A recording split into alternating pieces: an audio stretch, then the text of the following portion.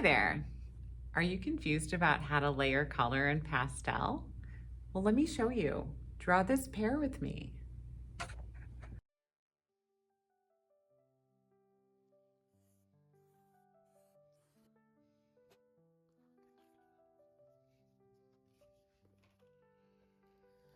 All right, so let's draw this pair. The first thing I'm going to do is sort of consider where this is going to go on the compositional frame. I put a little mark for maybe where the bottom left will go, kind of the bottom right.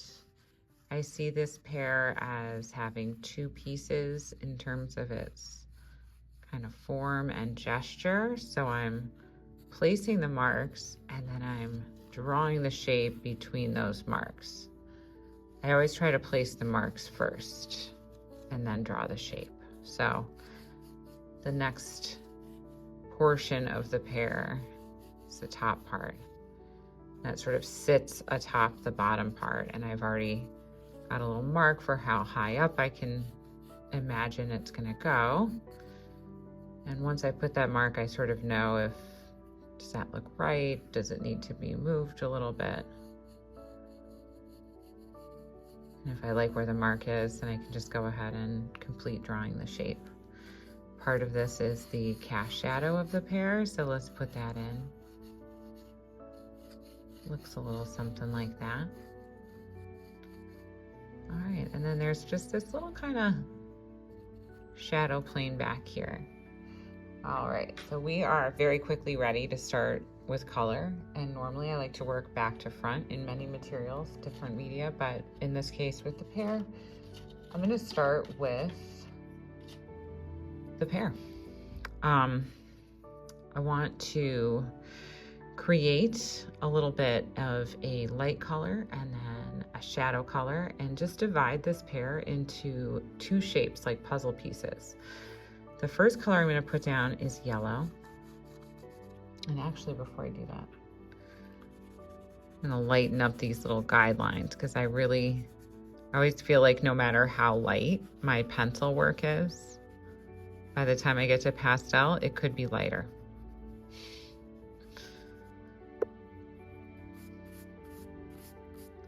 All right, there we go. So we're gonna put down a little shape. I see that light shape as something like this on the pear. So I'm gonna fill this in just like a puzzle piece, one flat shape, one layer of color. I can rub that first layer of color into the paper. And then I'm gonna continue to build that color by coming in with another layer of a lighter green. And I'll just put that over pretty evenly. It's pretty dusty, just let that dust fall away. You can blow the dust off, you can kind of tap the dust away if you need. And now we have a shadow color to put in. Let's see. I'm gonna go with these two, like an army green and the dark green. So the first color I'm going to put down is definitely going to be that army green. I think it's closer to that. And like I said, it's just a really simple block in, a puzzle piece. We just want to see a light and shadow shape, kind of simplified. And we can really build off of that as we go. All right. Color. We've got our dark green.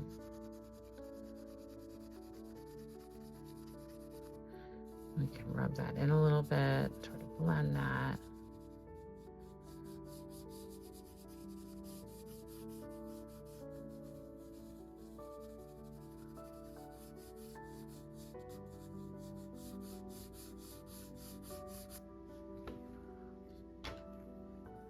All right.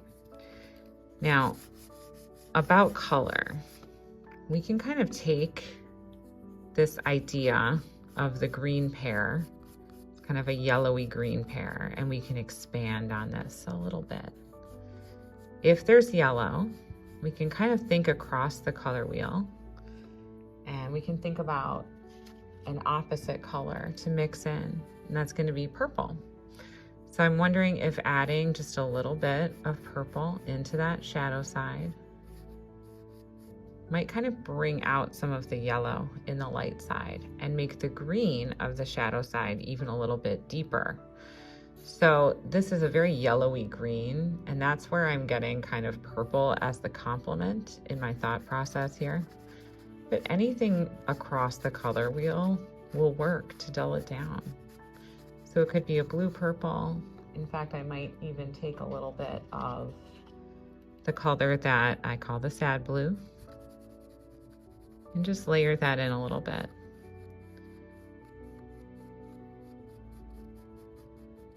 I see some nice saturated colors that occur kind of along that transition between light and shadow. And here on the pear, what we're working with is the light and shadow it's a form shadow. So that shadow just wraps around the form of the object. And now I'm using this kind of light green to sort of paint the surface together a little bit. And I'm just dabbing with the pastel, kind of blends the color without really, you know, when I blend with my finger, I kind of do that pretty early and then I stop because it's just too muddy. This way I can kind of layer, I want to layer in a little bit more blue here.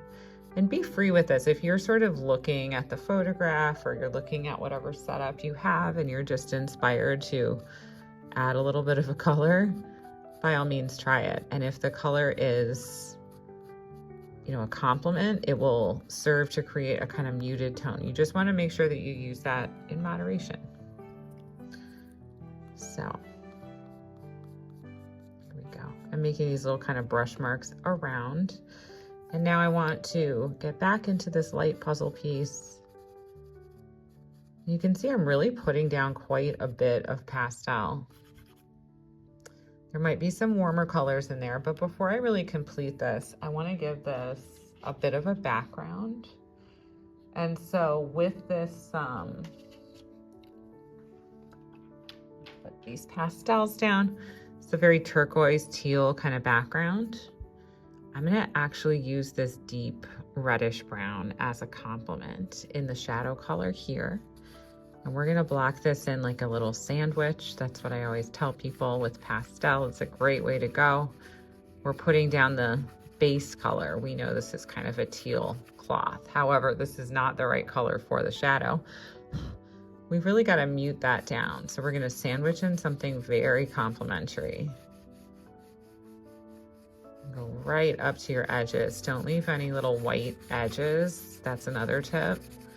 Even though it's kind of like challenging to go right up to the edge, still do it. The earlier the better. Don't leave halos. And now I'm coming back over with this turquoise, and you can tell how much like deeper the color is, how much more believable it is as a shadow color. And sometimes it's tough to tell as I go over the shadow area, but I'm gonna clean off my pastel. I'm just gonna take this on some scratch paper off to the side and just kind of scribble it a little bit to like clean that off. And then I'm gonna put some fresh color down right underneath that shadow so you can really see the effect that we had of layering in that dark brown here. So I'm just gonna paint with that a little bit. Now we're getting right up to the edge of the pear. So what I was saying earlier about halos, you don't want to kind of be too careful around your edges and then sort of leave a little white space creeping along the edge. You know, that can be done on purpose sometimes with really good results, but don't do it because you're just avoiding going right up to the object. In fact, you have to kind of go into the object a little bit. And then I'm going to show you a way to bring that pear back on top of the background just by going back into the edge of the pear. But I do always like to kind of start with that edge, just really get it out of the way. You can use this time to kind of reshape things a little bit. And what we have is our little cast shadow on the ground, form shadow on the pear. I'm going to put a little base color of this turquoise blue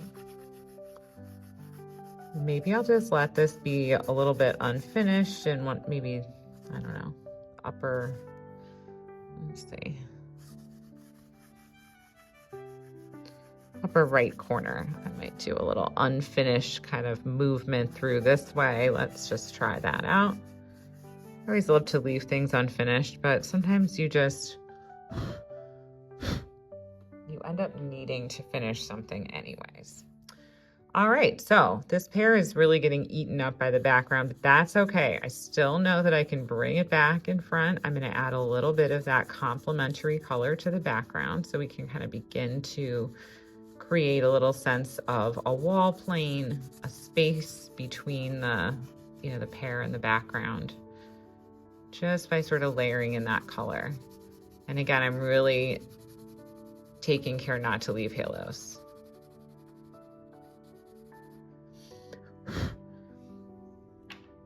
And that's always, a challenging thing I see with students is just getting right up to that object, because you do have to go through sort of a scary moment where you're kind of like losing your drawing a little bit, losing the shape of the object. But you can draw it again and you have such a good start. So it's not going to be too much. We're just going to get this back in a second.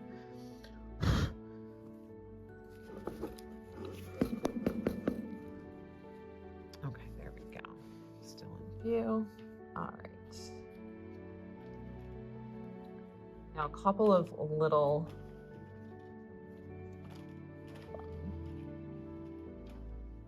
things I can do right now. I'm going to take out this little kneaded eraser.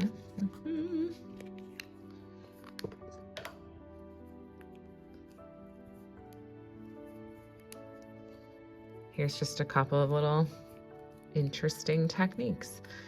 Sometimes things are nice if you kind of rub them in with your finger. And you can also kind of paint them in with an eraser. So just check that out. I do love to work with a kneaded eraser sometimes. So you want it to get really covered with that background color. But look at how nicely that's kind of fixing up speckle and edge and just different things on the surface, if you can kind of see that. I'm gonna try to zoom in a little bit. All right.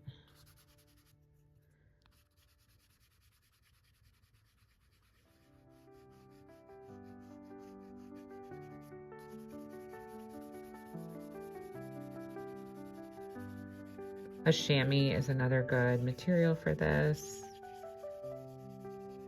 And you don't have to do this at all. You can just build it up straight from the paper up. You never have to have any moments that kind of smooth things out. You can also use your kneaded eraser just to prepare your edge to bring that pear back in front of the background, which we're about to do right now. So you can kind of just take that eraser and just roll that eraser, and you can kind of see how that's shaping the pear back up, and wow, is the edge getting better. It's not perfect, but it's getting better. Okay. All right, we can take out like some space for that highlight. We can wrap that. That's really starting to get kind of glowy. And I love the yellow next to the purple. I think that's really cool. I'm gonna think about, because I really love that idea, I'm gonna think about freshening that color up and maybe even introducing a little bit of a warmer yellow. Oh yeah, love it. So now that I have this kind of warmer yellow happening, wow, that's really interesting. I'm gonna kind of bring that up through here. Kind of like that. And then maybe the purple, I could see even just doing like a little, like purple's made of red and blue, magenta, ultramarine kind of blue. So if I were to take this kind of pink magenta, that's sort of purple-like, I might sneak in just a little of that over here. And if it's too much, maybe I'll bring across a more blue purple. So these are just kind of ideas, little ideas that I'm getting from looking at the still life. And I'm gonna bring that edge right back over the background on the shadow side. And then expanding on the information that I can see up there just with my knowledge of color theory, which is essentially just thinking about what is going to mute a color and make an interesting gray that you can kind of play with in your drawing or painting, whatever you would call this. At a certain point, it definitely ceases to be a drawing. We're not using line, we're really just using color to create form. I see some green here.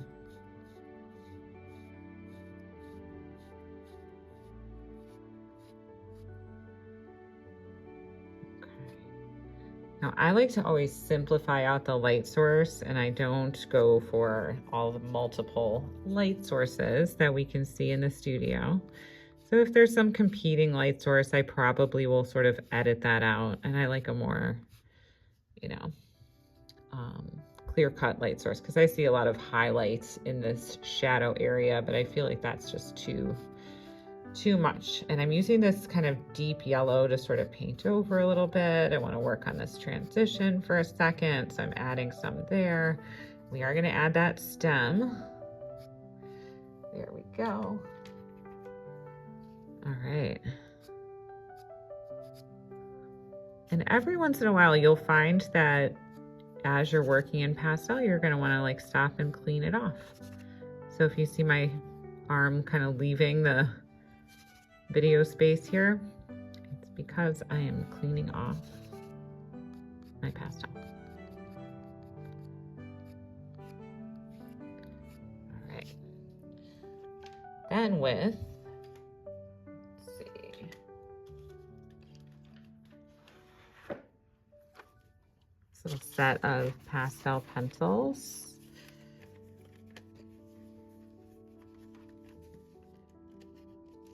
Let's see if we like these on this surface. Nope.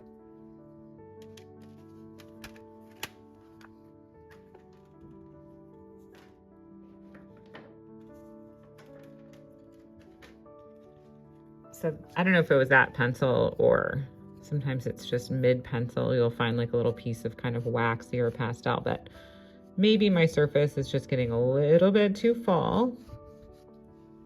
And what we're gonna do is we're just gonna add some black in. Now, that's kind of indicating where that pear touches the ground, and we're gonna use this to create a little bit of a kind of gradient change here in the cast shadow.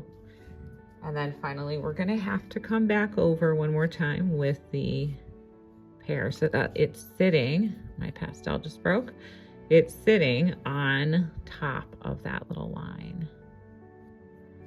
There we go. And then that's the darker color. So I'm kind of bringing back the bottom of the pear over what I call the touch line, okay?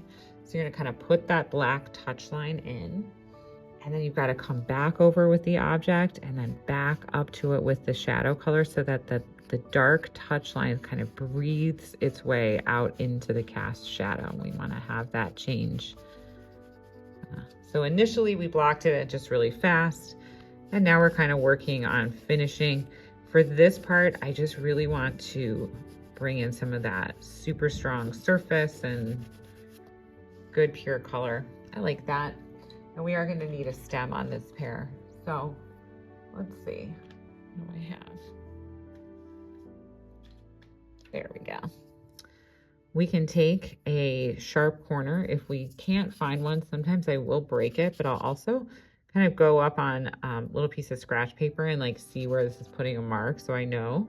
And then once I know, I'm just gonna place that on and just in one kind of line, just do that. So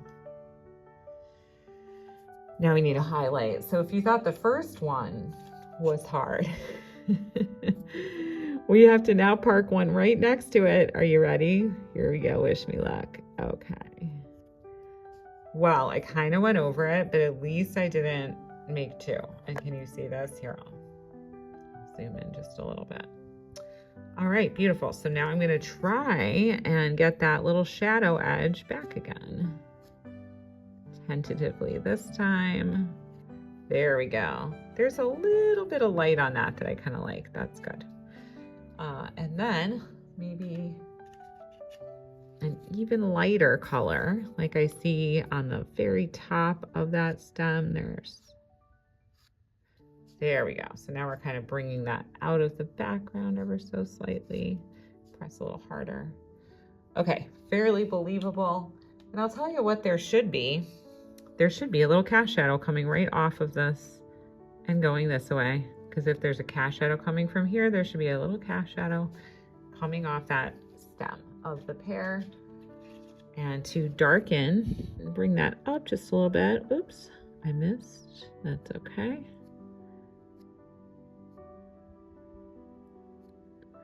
So this is pretty kind of delicate, but it doesn't look that way until you have all of the edges and the layers in and touched up.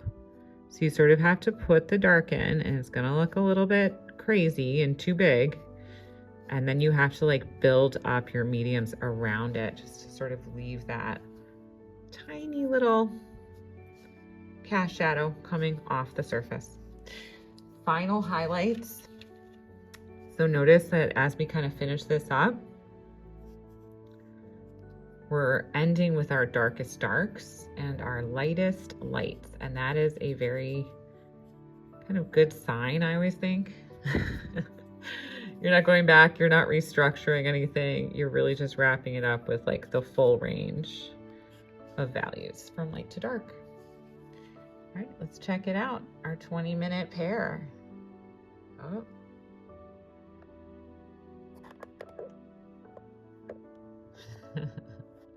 There we go. A 20-minute pear for you.